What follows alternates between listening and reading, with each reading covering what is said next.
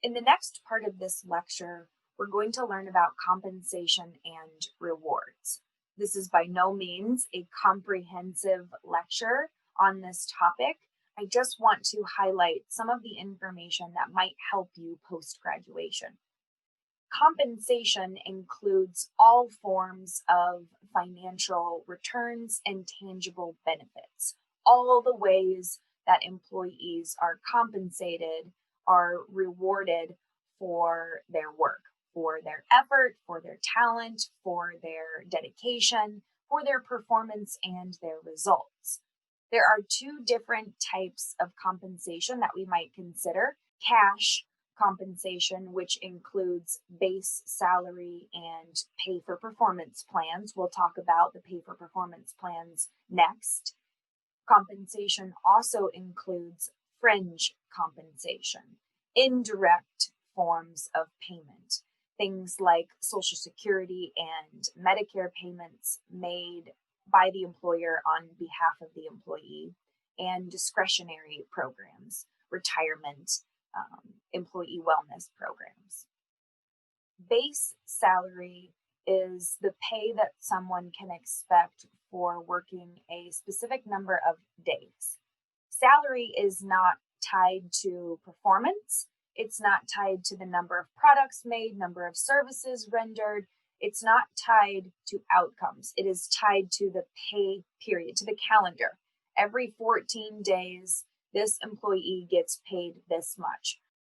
Pay for performance plans tie payment to performance, results, outcomes, how many hours you work, how many products you create, how many people you serve, how many customers you make happy. In many organizations, we use both. We pay base salary, and then on top of that, we have variable pay, pay for performance. In that very bottom row, you see several examples of each type of payment. All of these different types make up a compensation system, a compensation plan. And of course, just like anything else, what we include depends on the organization, on the job, on the people. The most effective pay for performance systems have a few things in common. And some of these things should look familiar because we've talked about them in previous lectures. One, make sure the system is tied to the organization's short-term and long-term goals. Pay for performance systems should be tailored to individual jobs or job families.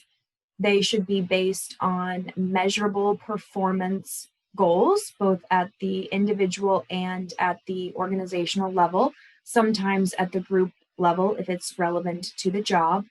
These systems ask employees for their input when designing the system, and they consider individual and situational factors that might play a role both in pay, in terms of how much money is available in the budget, and that might impact performance. If you ever take a class about motivation, you will no doubt cover what we call the VIE theory, expectancy instrumentality theory. I have a model of that theory here on the screen, and I'll cover the 5 basic things that we need to pay attention to. These things come from the model. This model has been well researched, and there is quite a bit of evidence to support that these perceptions make a difference in terms of pay and how people feel about their pay and how pay motivates performance, if it does at all. For these systems to work, employees must be able to control their performance, to control the outcomes of their performance. They must be able to increase performance. High-performing, extremely talented individuals may not be able to make any more performance improvements. At that point, we may need to redesign the job, add more responsibilities, make the job more challenging for them. That in and of itself is a reward, more challenging work. So they need to be able to improve in some way.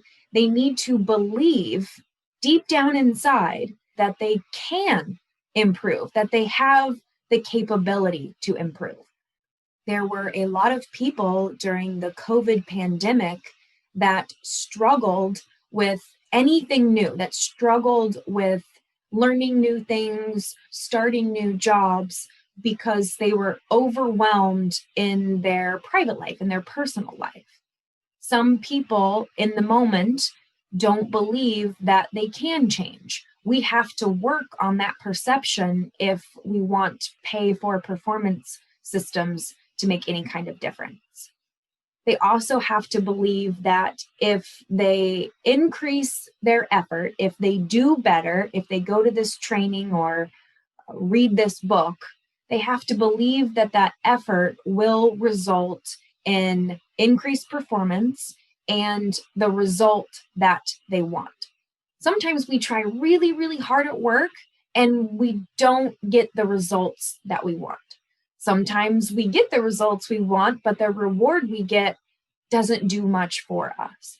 So we need to make sure that those three things are connected, that people believe their effort will lead to the right kind of performance, that their performance will in fact be rewarded, and that that reward is something they want. Basically, what this model is saying is that people's perceptions of these different things, of their effort, of what their effort gets them, and of the rewards that they receive, these perceptions matter to motivation and to any type of compensation system, especially those that are based on performance. When designing a pay for performance system, there are a few things we need to consider. First, who should be included in the system? Ideally, all employees are included. This particular type of compensation is preferred in the United States, but many of us are paid hourly and by salary.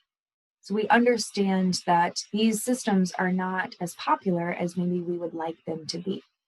Although all employees might be included, different departments, different job families can have different types, different variations of the overarching pay for performance system. All of the subsystems need to be aligned, of course. Two, we need to think about how performance is measured. We covered job performance a few weeks back, so I won't go into detail here about job performance, but we definitely need to make sure that we are measuring performance at the individual and the organizational level. We might also measure at the group, the team level, if that is part of the job. We also need to make sure that performance-based pay is not in any way tied to base pay, to base salary. These two things are different. I have one client who pays all employees a base salary, and that base salary is slightly below market value. I have a client who pays slightly below the market. I have a client who pays a base salary that is slightly below what competitors pay, but then has an impressive pay for performance system that allows all of the employees, and there's only 5 of them in the building, to work together to sell products, sell services, try to make customers happy. But those employees have complete control over how that particular location operates. And those two things together, the base pay and then the reward for performance, work really well for that particular organization. It's actually a car dealership. We also need to consider the types of rewards that we might use to motivate and compensate. Cash money is the most obvious choice, but there are a lot of other ways that we can reward people for their efforts. We can also use non-cash prizes and different stock options to compensate our employees. As you can see, there are a variety of different pay for performance systems that we might use. We'll cover each one of these briefly on the next few slides. There are 2 broad categories. those that are focused on individual performance, and those that are focused on group performance. All of these systems have one thing in common. The pay is tied directly to performance. Therefore, pay usually varies from pay period to pay period. The behavioral encouragement plan. This is when we tie payment to specific behaviors, specific actions, like completing some type of training program or complying with safety regulations for an extended period of time. We're paying for a very specific behavior.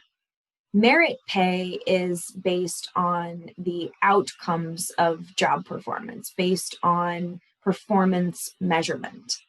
Merit pay is the most common and it's the most preferred, probably because it has a direct link between the individual's performance and their pay. However, we already know that there are problems with measuring performance.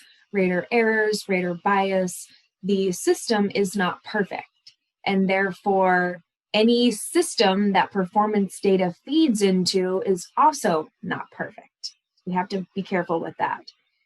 If our performance measurement system is not fair and we don't do our job in terms of keeping it up to date and making sure that it's not biased or not disadvantaging certain groups, if we do our job, we should be able to retain employees at all levels of performance. If employees perceive the merit system to be unfair in any way, they will likely leave the organization. No high performer wants to see low performers getting the same compensation because the organization isn't measuring performance like it should. Within a merit-based system, we do not want to use forced distribution. Forced distribution is a way of forcing raters to put a certain number of people in pre-established categories. So we might have 3 categories, the top 25%, the bottom 25%, and the middle 50%. When we do this, it reduces the fairness, the perceived fairness of the system. Employees don't want to be compared to other people in order to receive their merit-based pay. It should be based on their individual performance, their assessment of performance, not relative to anyone else. The piece rate system provides the most direct link between performance and pay. If you produce a certain number of something or you provide a certain number of services, you get this amount. The harder you work, the more effort you put into it, the more money you make. They pay based on the units produced or the services rendered. If this is the type of compensation that we decide to use, then our performance management system has to be set up to support it. We have to pay attention to things like quantity, quality, the time it took for someone to do certain aspects of their job. We use the process of job evaluation to set a fair rate of pay. Job evaluation relies on information from within the organization and also outside of the organization. A piece rate system can be combined with a bonus system, especially if the pay is the only form of pay that employees receive. This particular system is best when work is repetitive, when the work and the performance, the outcomes are more controllable, and when there is very little coordination between employees.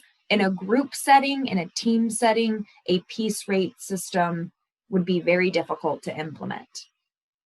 Sales incentive systems pay based on sales data. We can pay using non-cash rewards, although people typically like those cash rewards. Using this type of system can be helpful in increasing sales over time. If that is your goal, you might consider this type of system. There are different types of sales incentives that we can use. All 3 of these, draw plus commission, commission plus salary, sales bonus, They're all ways of combining sales incentives with other options. In many situations, employees are paid based solely on sales, solely on their commission checks. This can be a problem for recruiting and retaining employees. Organizations will combat this by providing some other way for employees to earn extra money in case there are some months where they don't sell as many houses or they don't provide as many services as they normally do. All three of these methods make it less risky for the employee to join this particular organization. We can also use bonuses to compensate individuals. Bonuses technically are one-time payments, and they're not tied to the base salary. We can reward individual performance, or we can reward the entire group's performance with a bonus. I have a client who provides both individual bonuses and group bonuses. It encourages people to not only do their job, but also to help their colleagues. If the phone's ringing, it doesn't matter if the assistant isn't there to pick up the phone, the rest of the people in the organization will pick it up because they're all working together. That phone needs to be answered by someone.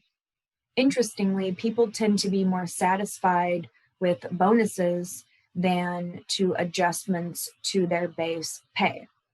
Part of this has to do with the significance of a bonus. It makes people feel really good to get a nice chunk of money as opposed to just seeing a few dollars added to a paycheck every month.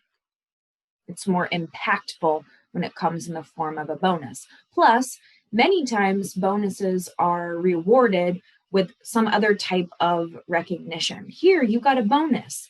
Not only are you getting money, but your boss is recognizing you for that stellar performance. We can also compensate employees based on group performance. One of the systems we might use is called profit sharing, which distributes a portion of the company's profits among its employees. This payment is usually made on an annual basis or sometimes when employees retire. It links their pay to their relative base pay. Individuals who receive a higher base pay often receive a bigger chunk of the profits.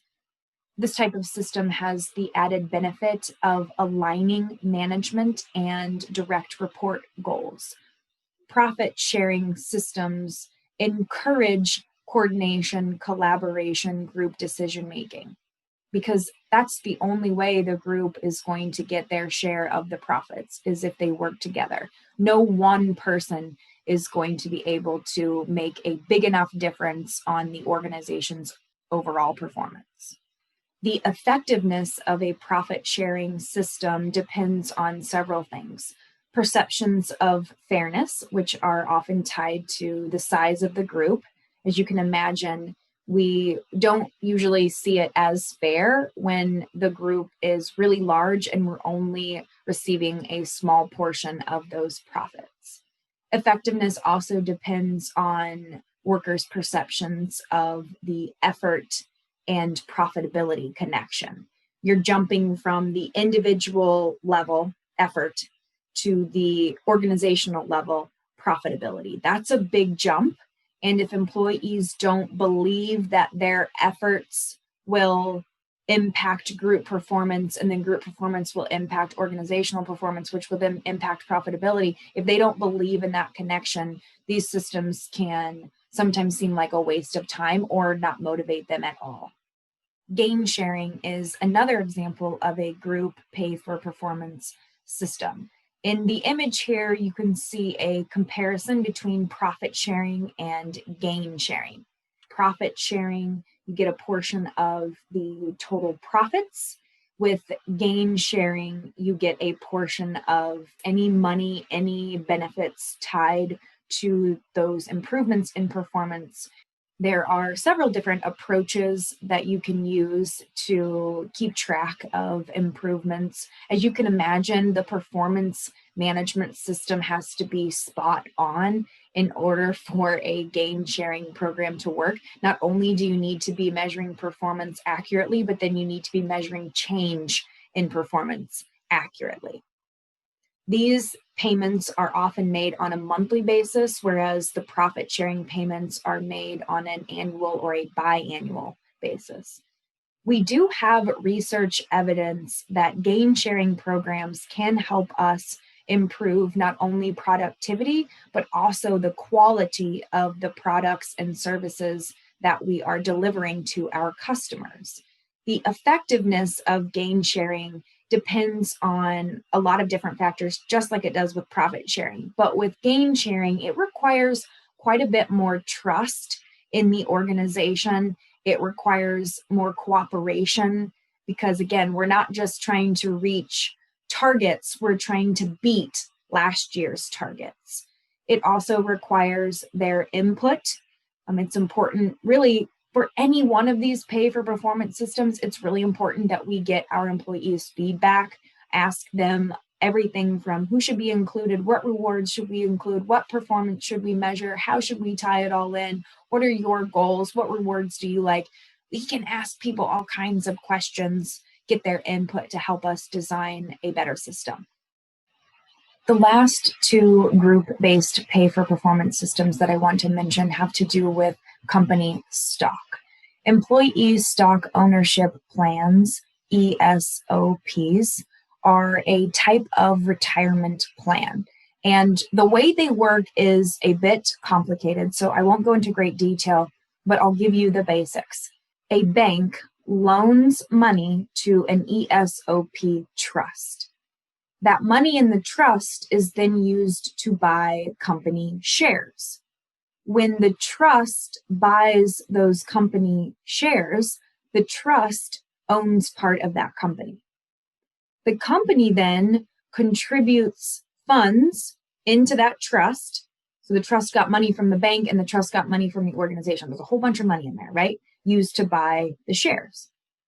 That money that the organization contributes is used to pay back the loan. So the loan repayment happens through the employer, through the organization. But remember that trust still owns shares. As the loan balance is decreased, as the loan is paid, the shares and the money associated with those shares can then be allocated to the employees of the organization. And in many times, it's all of the employees in the organization. They don't have to pay into this system. It's all funded by the organization in most cases. The amount that employees receive is tied to their relative base pay, how much they make relative to other employees in the organization. So those who make the most will get the largest portion of their share of the shares. With an employee stock purchase plan, an ESPP, employees are provided the opportunity to buy shares with their own money and usually at a discounted rate because they are in fact employees. They do contribute to the organization's performance. These plans are usually perceived to be less equitable than the ESOP, but more equitable than profit sharing and gain sharing. Unfortunately, if the value of those shares decreases, then the perceived value of this system also decreases. If the stock value is volatile, then that is something we would want to consider. It could mean that our employees are more dissatisfied with the system because the stock keeps going up and down and they never know whether their shares are worth anything or not.